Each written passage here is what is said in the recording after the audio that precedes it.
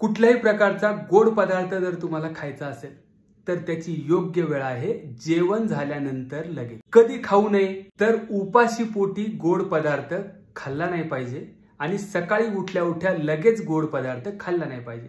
म्हणजे जो आपण सकाळी चहा पितो उपाशी पोटी तो योग्य नाहीये. तर तसा चहा न पिता जर तुम्हाला चहा प्यायचाच असेल तर तो नाश्ता करून पिलेला योग्य राहील. एक तर साखर कमीच खाल्ली पाहिजे, गोड पदार्थ कमीच खाल्ले पाहिजे.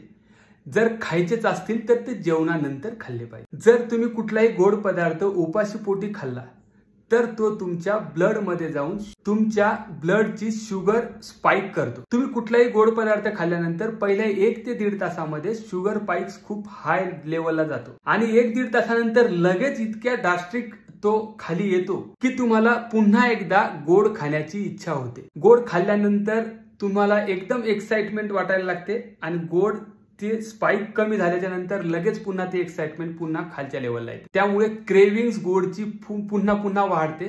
तुम्हाला पुन्हा गोड खायला वाटतं. पुन्हा खाल्ल्याच्या नंतर पुन्हा स्पाइक वाढणार, वरती जाणार, पुन्हा खाली येणार. ह्याच गोष्टी होत राहतात. त्यामुळे गोड एकतर कमी खा. जर खायचंच असेल तर जेवण झाल्या झाल्या लगेच गोड खाल्लं पाहिजे. आणि ही गोष्ट तुमच्या गोड घाशा मित्र मैत्रिणी नातेवाईक यांना सांगा आणि शेअर करा व्हिडिओला.